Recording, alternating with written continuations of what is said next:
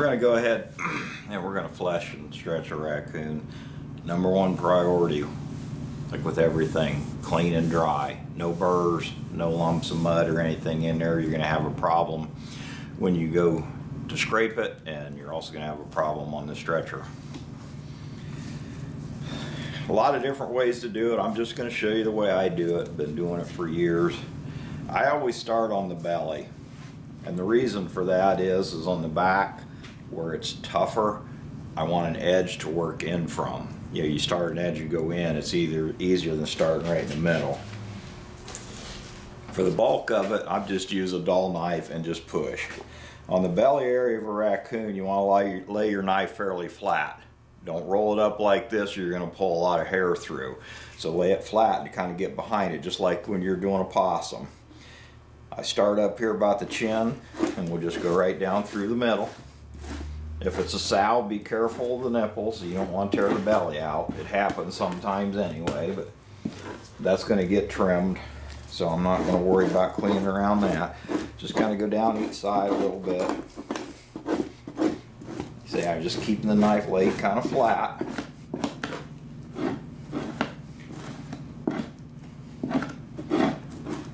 We're going to get under the legs here in a minute. We're going to pull it up.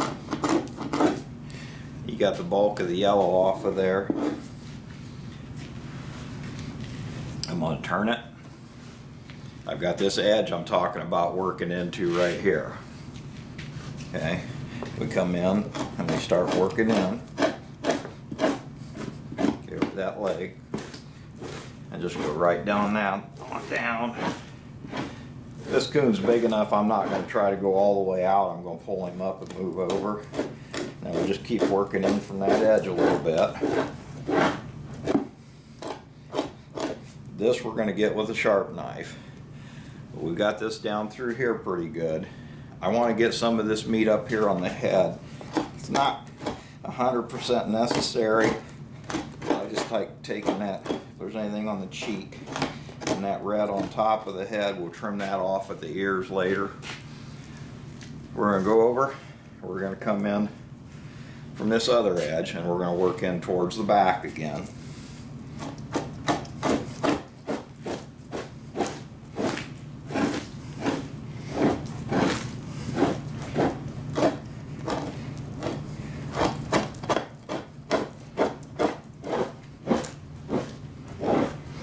Still keeping the knife laid fairly flat. This is a prime coon. It shouldn't pull hair, but by not rolling up any more than I have to, you'll pull less hair through. A little bit of meat I shouldn't have left on there when I skinned the head out. Now we're going to come up, we're going to go right down the middle of the back.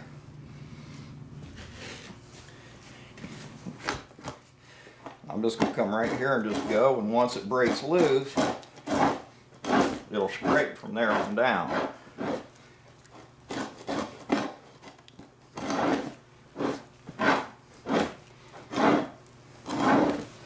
Now for this little bit up here, I'm going to grab a sharp knife. We're going to shave that off.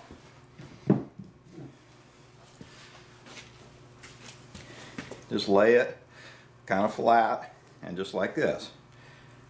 You got to be real careful. It takes a little bit of practice, but see how that just shaves off of there? You're taking a slicing motion. You're not really pushing. You're just taking and slicing with it. Got the back of that neck cleaned up pretty good now. And a little bit of pushing left, I'll just use the dull side of this. I want to get under that leg, but it also usually puts me in position once I hook in that leg, and I go on down here and get the rest of this.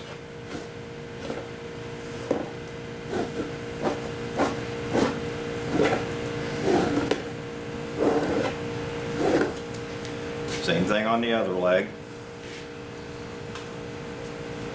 We're going to go right in that leg hole. We're going to get that little bit of fat that's still up in the armpit. And then we're going to continue right on down here. Mid-December coon, and you can see they're starting to bite a little bit already.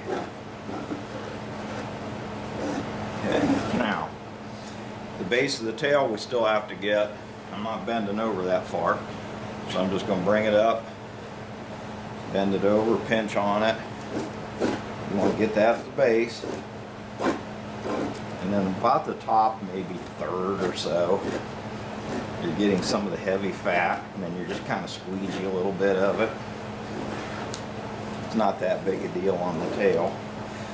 But now we're pretty clean. We're going to do some trimming when we put it on the stretcher. One thing I will do, I will take a rag and I will wipe this. Before I put it on the stretcher, I'll pull it through a rag, and you wipe a lot of this surface off, and then your coon will clean up and dry up a lot better than if you leave that oily surface on there.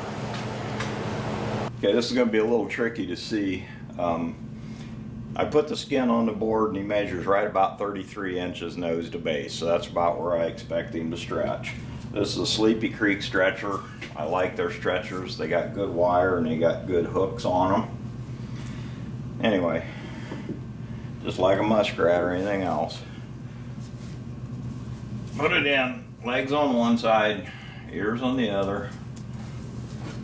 And what I do is, you know, I've got the wire squeezed in.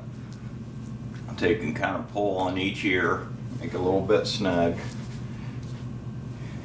Got the base of the tail. Bring the hook up. A couple teeth right there in the tail. Now, I pull down on the hook and squeeze here.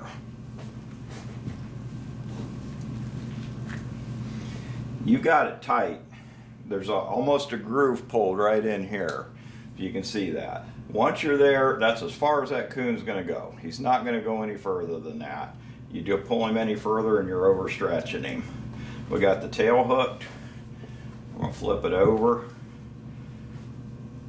And it's just going to take one hook in each leg, one tooth in each leg. On that side. Come over, I kind of try to go towards the outside a little bit and poke it in there. See, we've got one hook in each one. Now, squeeze again and pull. You just pulled that down, you've got a nice shape. You got a continuous taper, you're not flared out. We'll put a tape on it and see, but it should be probably in that 7.5, 8 inch range would be my guess. So we got him there. There's very little left to trim on the window because we already did that when we opened it up. The only thing you've got left, since this is a male, you got that little bit of pecker right there. You're done trimming on the window. A little bit of fat there. That the legs, I did not trim the legs after I skinned it. That's the way it was, just by my method of skinning. We're going to flip him over. And I forgot to bring clothespins, so I'm going to go grab a couple and I'll be right back. Okay, change the camera angle a little bit too, try to make it better. But anyway, clothespin on each side. This is the flap for when we skinned up the belly. Pull it down and then kind of wrap around and pin it. Same thing on this side. Trying to get out of the way. Pull down, wrap around, and pin it. Now that we did that, you've got this loose skin hanging down here. This would have been part of your window. Just trim that loose skin out. Some of this actually tore on this side. That's why we didn't have much showing, and it's down here on the leg. Get those trimmed. Legs are good. We're going to take and make a quick trim here. That little bit of red meat that's on the ears.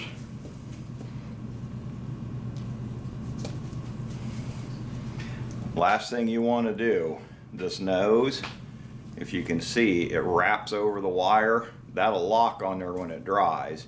So if you kind of put pressure up on it, and then you go like this, carve a little bit of that cartilage. See how it pulls up? Now the cartilage is sitting right on top of the wire, which is what you want. It's not going to lock on when the thing dries. Okay, so we'll go put a tape on it real quick, see where he's at, and we should be ready to hang up and dry. I could trim a little bit more there, but that's pretty good on there. Okay, that's where we ended up. just a hair over 32, not quite 33, and about 7.5 inches here, which is what we want on a raccoon that size. So we're just ready to go hang him up and give him a few days and he'll be ready to pull off. See what the window does. See how the fur sticks up. It makes a real nice presentation when you got that fur clean and dry puffing up out of there. That's what you want, because that's the first thing somebody sees when they look at it. Just like taking the flap off the muskrat, when you see that sticking up at you, it's a good first impression.